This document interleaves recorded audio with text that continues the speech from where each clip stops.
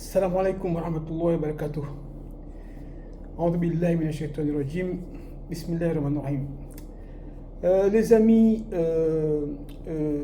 et les habitués de l'émission Santé pour tous, je vous salue et je vous souhaite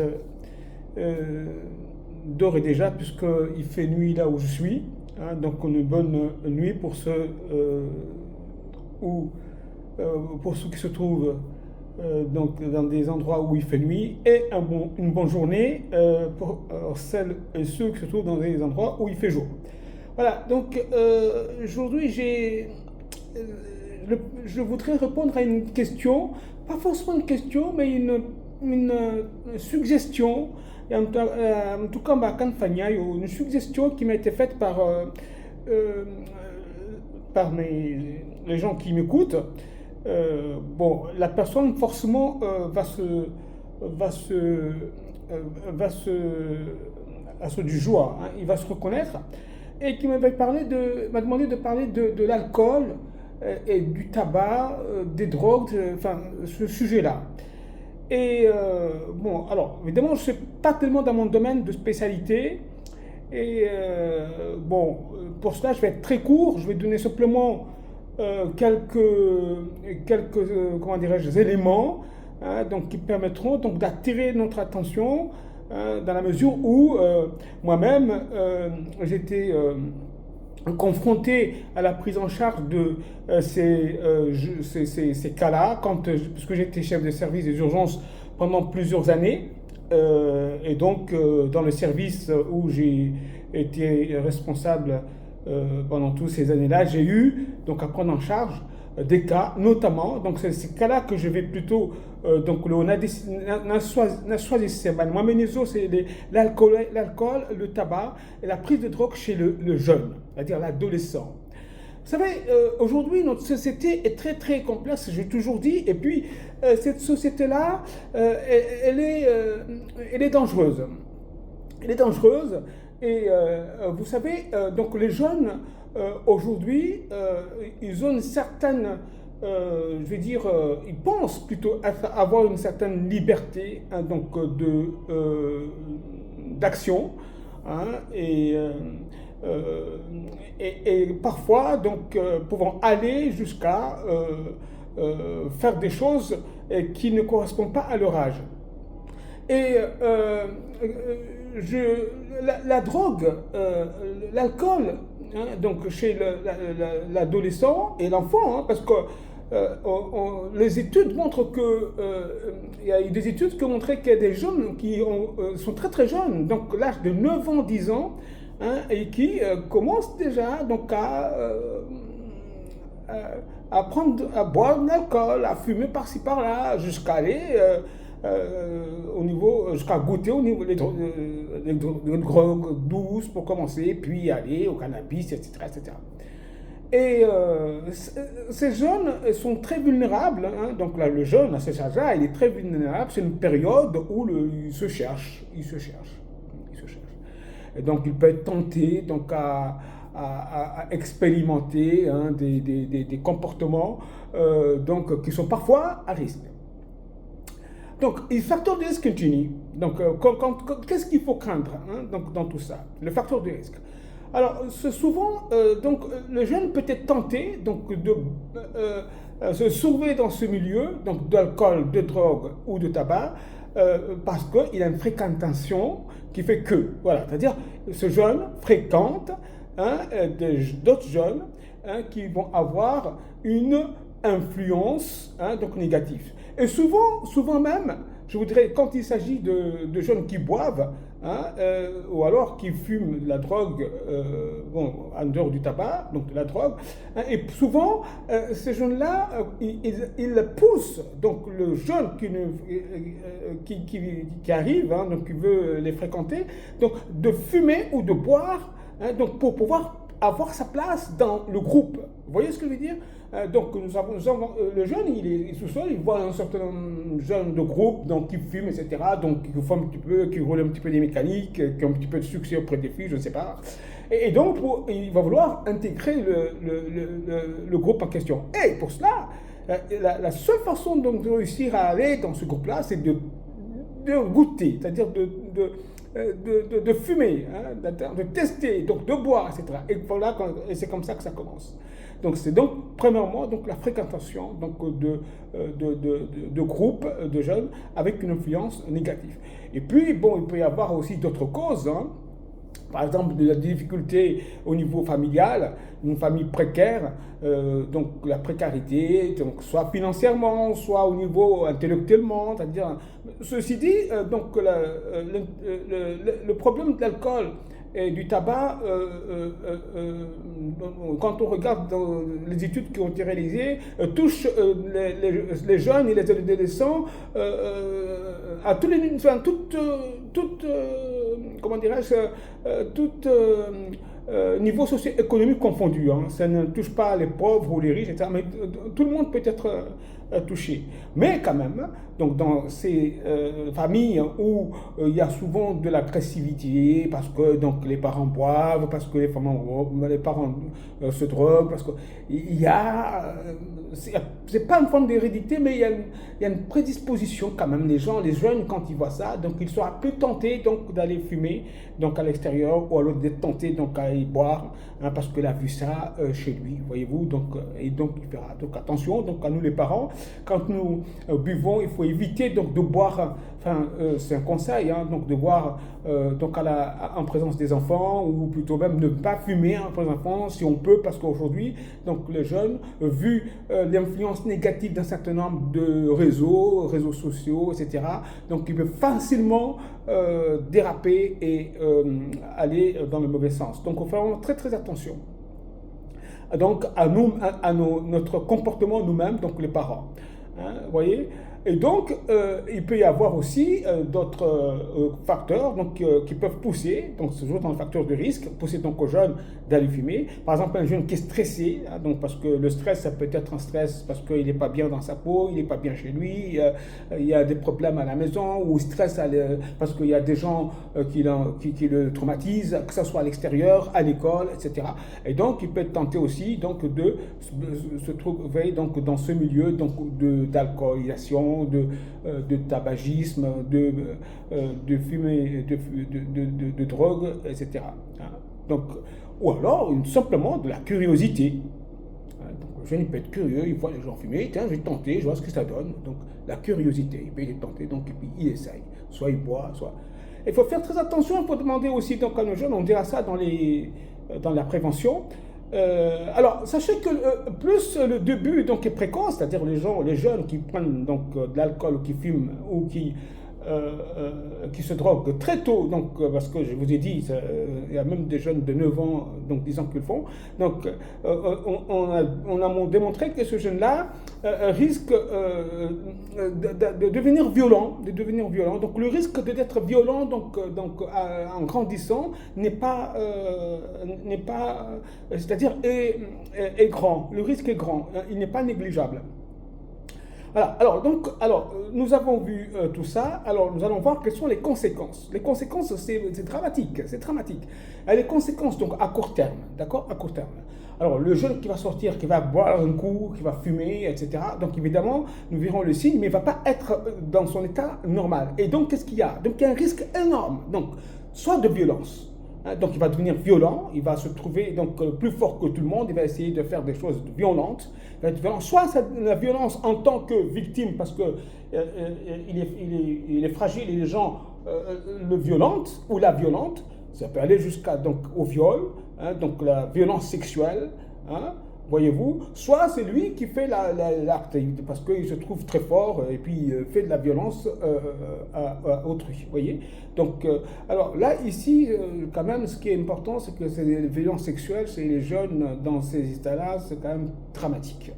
hein, parce que ça se fait vraiment de manière n'importe comment, non consentie, parfois sans protection, c'est-à-dire ne se protègent pas parce qu'ils n'ont pas mis sont pas mis dans l'idée qu'elles allaient faire ça, elles sont tout jeunes, ils le font, donc avec les risques évidemment donc de maladies sexuellement transmissibles possibles et des risques évidemment donc de tomber enceinte en étant adolescent. On a vu des jeunes de 13-14 ans donc enceintes et malheureusement ils ont fréquenté ce genre de groupe de personnes et évidemment ils ont été tentés de faire ça, ou alors on leur a proposé de boire et là voilà. Vous voyez tout ce que je viens de vous dire. Vous voyez, ouais. Et alors, ça c'est grave, mais encore plus grave, c'est le jeune violent qui va se trouver donc en train de prendre sa moto et puis devoir rentrer à la maison alors qu'il est en état d'ivresse, soit alcoolique, soit d'ivresse cannabique, parce qu'il a fumé de la cannabis ou alors une autre drogue, et il va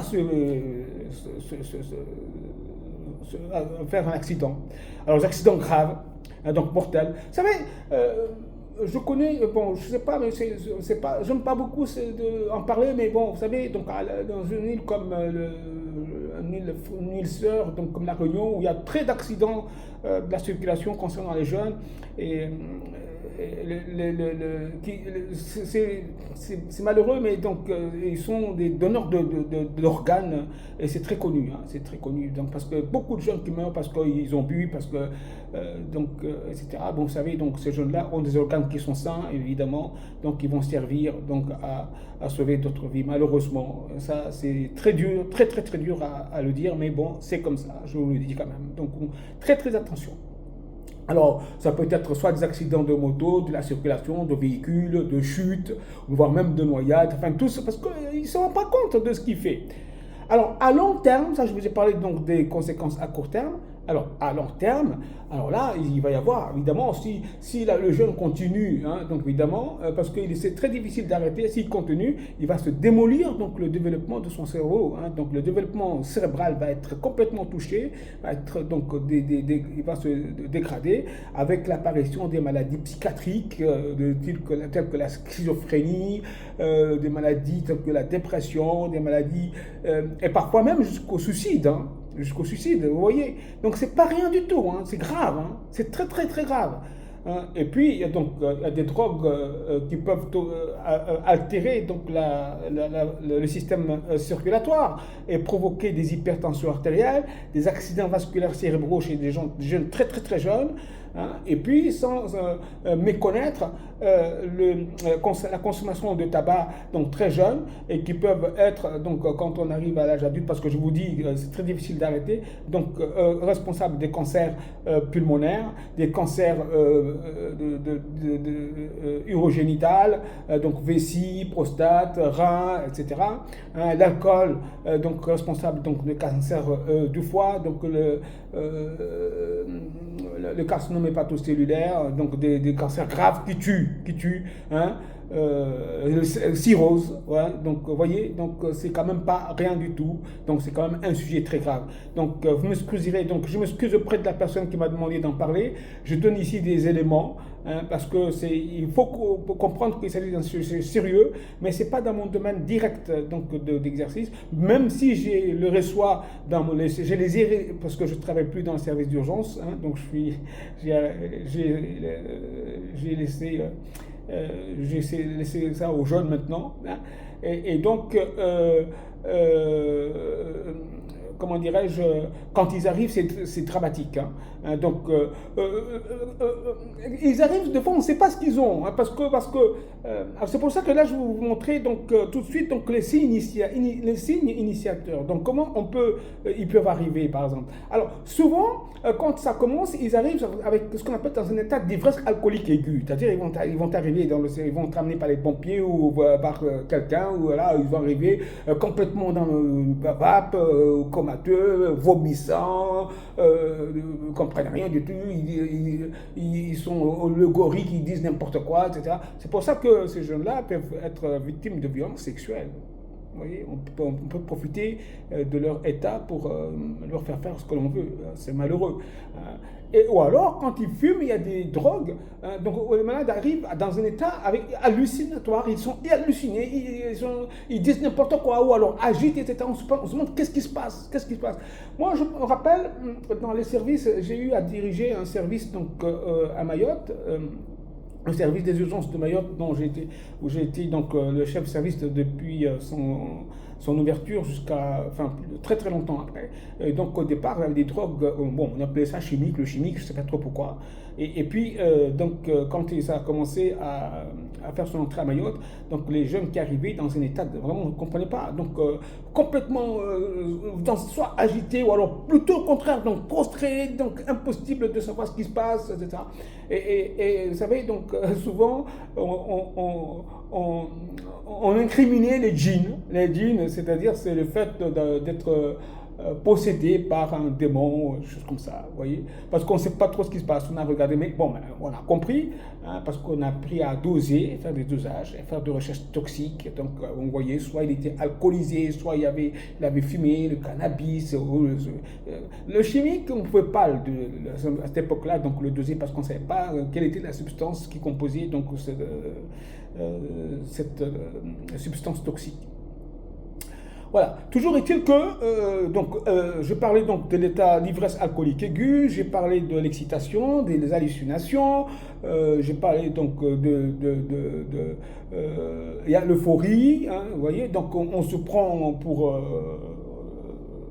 Hercule, on peut faire ce qu'on veut, hein, vous voyez, on va aller parfois même faire des actes qui sont très dangereuses en disant, par exemple, si j'étais dans un pont en disant, même si c'est profond, écoutez, voilà, je peux le faire, je suis très fort, et puis voilà, c'est dur à dire.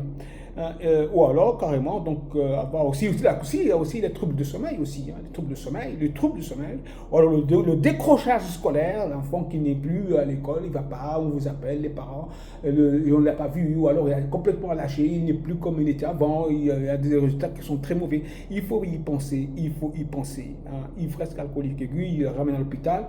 Alors, dès que ça a commencé comme ça, alors les excitations, les hallucinations, il faut se poser des questions et puis tout de suite, ne pas lâcher, il faut prendre en charge ces enfants-là. Il y a des centres spécialisés, il y a des médecins qui sont spécialisés donc, dans cette matière et qui peuvent aider jusqu'à sortir l'enfant de cet engrenage parce que si on ne le fait pas, ça va être très difficile après. Ça va être très difficile. C'est des hospitalisations à ne pas en finir, etc. etc. Donc, dès qu'il y a un signe, disons, suspect, il faut tout de suite se poser la question et faire consulter l'enfant donc, à quelqu'un de spécialisé pour être sûr qu'il ne s'agit pas d'une intoxication qui risque de devenir une addiction plus tard. Vous voyez, voilà. Donc, ce que je voulais dire, vous voyez combien c'est dangereux. Alors, la prévention, c'est ça. Donc, nous, parents, avoir un comportement licite, compréhensible, donc propre donc, envers nos enfants, parce qu'ils nous regardent. Hein. Et puis aujourd'hui, les enfants copient beaucoup. Hein. Donc, il faut, moi je dirais même éviter donc, de boire de façon exagéré donc en présence des enfants. Bon, c'est pas dire ceux qui boivent quand ils mangent, prendre un petit verre d'alcool, rien du tout, en disant aux enfants attention, en expliquant, vous n'êtes trop jeune, vous ne pouvez pas. Il faut savoir expliquer donc les dangers de l'alcool, etc. Ouvrir une discussion, etc. Et puis éviter de poser des questions quand on voit l'enfant arriver dans un état un petit peu bizarre. Éviter de poser des questions donc qui permettront donc à la fin de répondre par oui ou non. C'est-à-dire que ça c'est pas bien. Il faut plutôt essayer de rentrer dans la discussion, par exemple de dire est-ce que tu fumes? Donc l'enfant dira non. Hein? Ou alors est-ce que tu as fumé? Par contre, si tu prends l'enfant dans un petit coin, tu lui dis dis-moi, qu'est-ce que tu penses de la cigarette? Tu penses que c'est dangereux? Tu vois? Donc là, on va commencer à lancer un dialogue, ainsi de suite, et là, on va arriver donc à cerner le sujet, et après lancer une discussion, etc., et faire quelque chose de positif. Vous voyez? Et puis évidemment, donc, la prise en charge par les centres spécialisés, comme je vous ai dit, c'est inévitable. Et puis, protéger les abords scolaires, d'accord? Parce que c'est là où ces enfants-là donc, sont pêchés hein, par les gens qui vendent. Parce que c'est très accessible. Accessibilité, c'est des enfants qui sont, voilà, ils ne savent pas trop, on leur demande n'importe quoi, on leur dit n'importe quoi, ils croient n'importe quoi, voilà, ils sont encore tout jeunes, hein, voilà, et puis voilà, hein, donc on leur vend d'accord donc à des prix à des prix bas, hein, vous voyez, donc ces enfants-là ne travaillent pas, donc ils peuvent être amenés donc à voler ou à faire des bêtises à la maison, piquer l'argent des parents, etc. Vous voyez, donc tout ça, et c'est quand même quelque chose de très sérieux. Donc il faut comprendre que l'alcool, la drogue et comment dirais-je, chez l'enfant est quelque chose donc de sérieux qu'il faut donc prendre, rien négliger, rien négliger. Nous sommes dans une société qui est très très très menaçante, donc une dialogue ouverte donc avec nos enfants. Hein, donc il faut les prendre pas comme des enfants tout petits. Il faut avoir un dialogue construit bien, donc en leur donnant de l'importance, vous voyez. Et comme ça, donc nos enfants vont se donner, ils vont expliquer, et puis c'est comme ça qu'on va commencer donc à leur parler des dangers, etc., etc. Hein, et les dangers encourus, et puis donc protéger aussi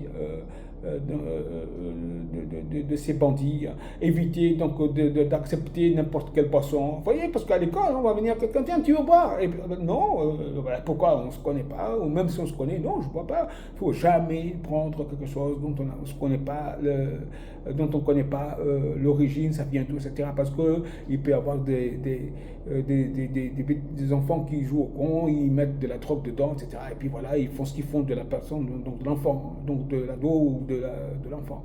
C'est quand même malheureux. Et puis donc les centres spécialisés, voilà ce que je voulais vous dire, ça existe, donc il suffit donc de demander donc, dans les centres hospitaliers, dans les services où se trouvent des services d'addictologie ou poser la question donc au médecin traitant donc, qui pourra orienter donc, la famille et l'enfant concerné pour l'aider à sortir de cette misère qui, vous voyez n'est pas très très simple, n'est pas simple du tout, n'est pas simple du tout. Voilà, donc je remercie donc à la personne qui m'a fait, disons, parler de ce sujet que je ne maîtrise pas moi-même, hein, parce que je disais, c'est pas dans mon domaine de spécialité, mais bon, on connaît un petit peu donc les dangers, donc c'est pour ça que j'en parle. Et je la remercie, et puis j'espère que d'autres continueront à me poser des questions pour me permettre de varier un petit peu donc les sujets, ne pas forcément parler d'un cas, etc. C'est très intéressant ce que je viens de faire, je la remercie. Elle va se reconnaître parce que alcool, tabac, il y en a qu'elle qui m'a parlé de ça, m'a posé la question quand elle a vu la dernière émission que j'ai faite. Merci beaucoup, et bien je vous dis à un de ces jours, je ne sais pas quand, peut-être la semaine prochaine, parce que là je vais devoir, je suis loin de Mayotte, et pour retourner ça prendra quelques jours. Donc je vous dis à très très bientôt, et puis portez-vous bien. Bye bye.